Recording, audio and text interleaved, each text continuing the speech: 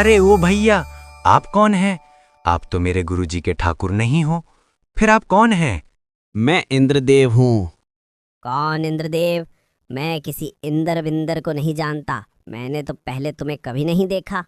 मेरा नाम इंद्रदेव है, मैं पानी की बारिश करता हूँ। अच्छा, चलो ठीक है। अब आ ही गए हो तो एक तरफ बैठ जाओ। पता नहीं आज कौन।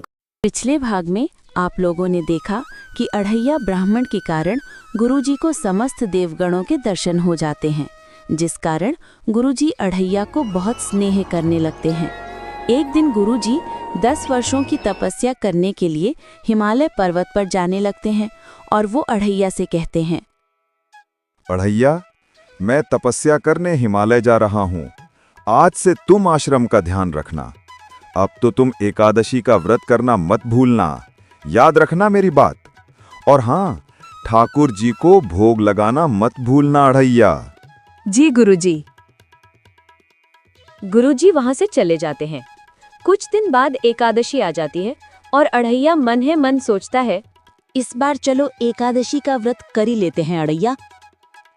दूसरा मन कहता है, अरे अढ़ैया, तू 2.5 किलो की बाटी खाने वाला पेटू है क्या? एकादशी का व्रत कर पाएगा? अगर व्रत टूटा तो महापाप होगा ना अढ़ैया। ना तूने गुरुजी से पहले ही बोल दिया था कि तू उपवास नहीं कर सकता, फिर तुम क्यों चिंता करता है? अरे ये तो मैं भूल ही गया था। पिछली एकादशी पर कुछ अधिक ही भीड़ भाड़ हो गई थी, जिस कारण मैं भरपेट भोजन नहीं कर पाया था।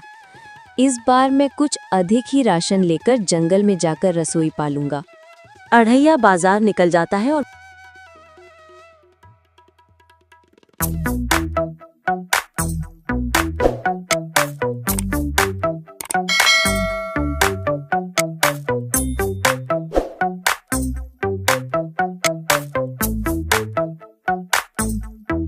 राम राम दुकानदार भैया।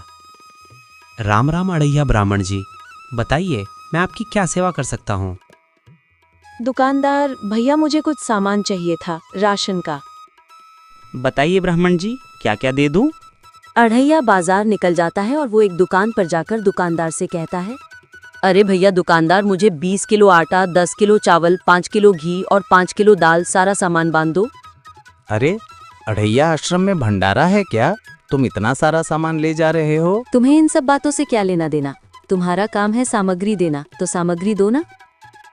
अरे अढ़ैया, नाराज क्यों होता है? मैंने तो ऐसे ही पूछ लिया। ये लो अपना सामान और मेरे पैसे दो। ठीक है दुकानदार भैया, ये लो अपने पैसे। अढ़ैया सारा सामान लेकर रास्ते में मन ही मन सोचता हुआ प्रसन्न होता है कि कई दिनों बाद भरपेट खाने को भोजन मिलेगा।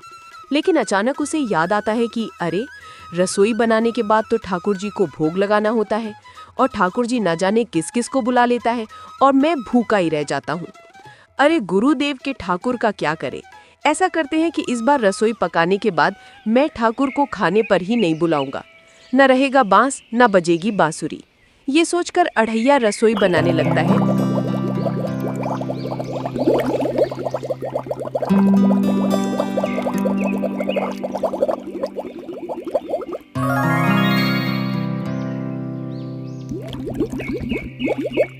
अढ़ैया के द्वारा पकाए जाने वाली रसोई की खुशबू सारे ब्रह्मांड में फैलने लगती है, जिसकी खुशबू की चर्चा स्वर्ग में सभी देवगण करने लगते हैं।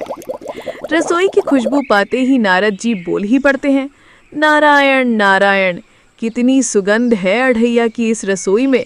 लगता है आज फिर से भंडारा खाने को मिलेगा। यहाँ जंगल में भगवान राम सीता जी से कहते हैं, जानकी अढ़ैया की रसोई पाए हुए कई दिन बीत गए हैं। एक बार फिर से अढ़ैया की रसोई खाने का मन हो रहा है।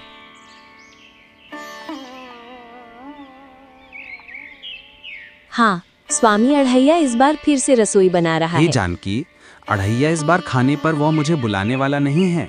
वह सोचता है कि हम लोगों के कारण वह हर बार भूखा रह जाता है। स्वामी अढ़ैया आपका सबसे प्रिय भक्त है। उसकी कोई भी बात जब आपको बुरी नहीं लगती तो आपको खाना खाने से भला वो कैसे रोक सकता है? हाँ, सही कहती हो सीते। उसके द्वारा पकाई रसोई इतनी स्वादिष्ट होती है, मैं तो क्या, ब्रह्मांड के देवगण भी अपने आप को अढ़ैया की रसोई खाने से नहीं रोक पाएंगे।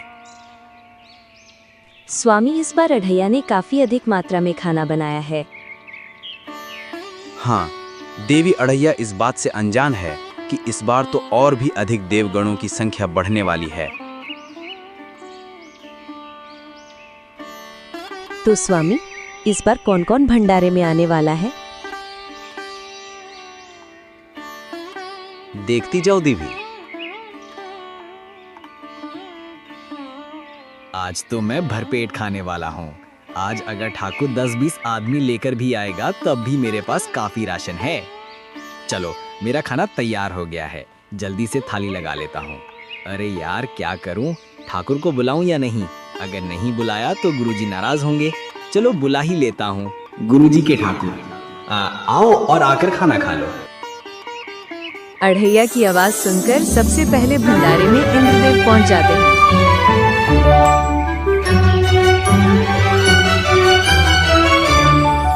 अरे ओ भैया, आप कौन हैं? आप तो मेरे गुरुजी के ठाकुर नहीं हो, फिर आप कौन हैं? मैं इंद्रदेव हूँ। कौन इंद्रदेव?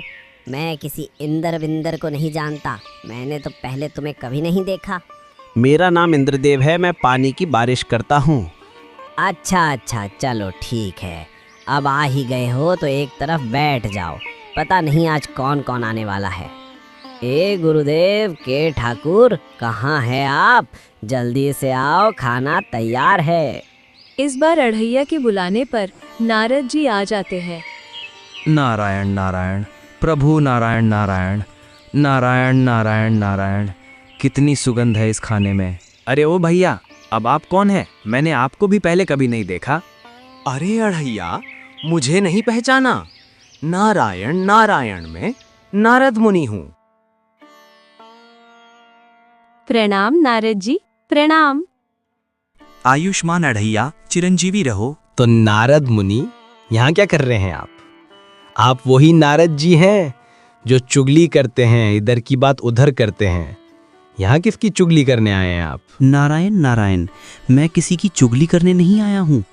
मैं तो खाने की सुगंध इतनी जबरदस्त है कि मैं अपने आप को रोक नहीं पाया। गुरुजी के ठाकुर, आप कहाँ हैं? आओ और खाना खा लो। कहाँ हैं आप?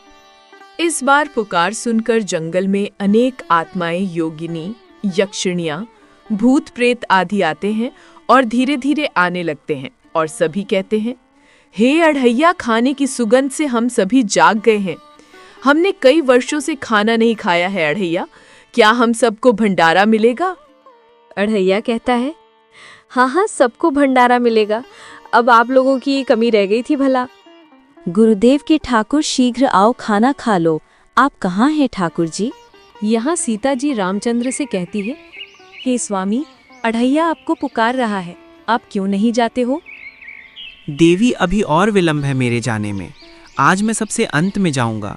मुझे ये देखना है कि मेरे भक्त अढ़ैया में कितना धैर्य है, वह कब तक मुझे पुकारता है। तो स्वामी, अढ़ैया की धैर्य की परीक्षा ली जा रही है। अब समझी मैं स्वामी। गुरुजी के ठाकुर, आप कहाँ हैं? आओ और खाना खा लो। कहाँ हैं आप? अब की बार खाना खाने के लिए माता लक्ष्मी जी, गणेश जी, शंकर जी, पार्वती जी, ब्रह्मा जी एवं यमराज आदि देवगण आते हैं और अढ़ैया से कहते हैं, हे अढ़ैया, हम सब देवगण आ गए हैं। हम लोगों को बड़ी जोर की भूख लगी है, हमको खाना दो। अपनी आंखें खोलो अढ़ैया। अरे आप सब कौन हैं? हमने तो आप लोगों को नहीं बुलाया, तो फिर बेशर्मों की तरह क्यों आते ही जा रहे हो? लगता है आज फिर मुझे खाना नहीं बचेगा। क्या कह रहे हैं अढ़ैया? कुछ नहीं। तो हम सबको खाना खिलाओ। अरे, एक तो बिन बुलाए आ गए हो और बेशर्मों की तरह खाना मांग रहे हो। सुनो आप सभी, जब तक मेरे गुरुदेव के ठाकुर जी नहीं आ जाते तब तक किसी को खाने का एक निवाला भी नहीं मिलेगा। इस बार फिर से सीता माता कहती है, हे स्वामी, दोपहर होने को आई है। अढ़ैया 2.5 किलो बाटी खाने वाला ब्राह्मण है, उसकी इतनी धैर्य की परीक्षा ना ले और अति शीघ्र अढ़ैया के पास चले। स्वामी, अब तो हमें भी बहुत जोर की भूख लगाई है। हाँ देवी, भूख तो मुझे भी बहुत लगाई है। चलो तो फिर चलते हैं। हनुमान, लक्ष्मण, कहाँ हो? चलो सभी साथ आ जाओ। अढ़ैया के यहाँ भंडारे पर चलना है।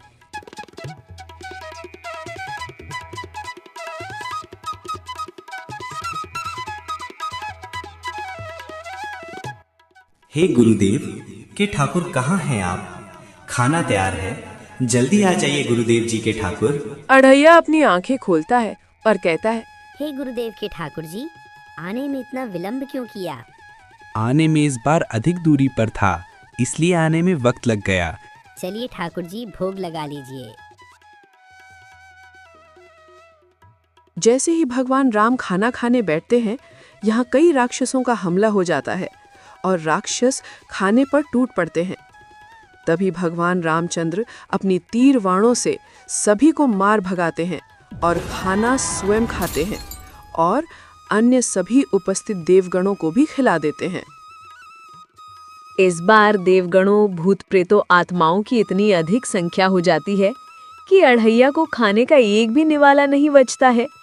इस बार भी अढ़ैया भूखा ही रह जाता है। लेकिन इस बार अढ़ैया के खाने को खाकर सभी देवगण अढ़ैया को वरदान देते हैं कि हे अढ़ैया ब्राह्मण, सारे ब्रह्मांड तुम्हारे जैसा रसोई बनाने वाला कोई और नहीं होगा, और जब जब कोई भी प्राणी संसार का भंडारा या कोई भी शुभ अनुष्ठान करेगा तो उसे अपनी रसोई सुरक्षित और स्वादिष्ट बने, इसके लिए रसोई के पास श्रीफल यानी नारियल, थोड़े गेहूं, जल का छोटा लोटा आपके नाम से रखा जाएगा, और जो भी रसोईया ऐसा नहीं करेगा उसकी रसोई न सुरक्षित रहेगी, न स्वादिष्ट बनेगी, और उसका भंडारे के रसोई आत्माएं ग्रहण करने लगेंगी। ये हम सब देवगणों का तुम्हें आशीर्वाद है। सभी देवगण अढ़ैया को आशीर्वाद देते हैं, देकर चले जाते हैं। यहाँ शाम हो जाती है। अढ़ैया अपने आप से कहता है, इससे अच्छा होता कि मैं एकादशी का व्रत ही कर लेता।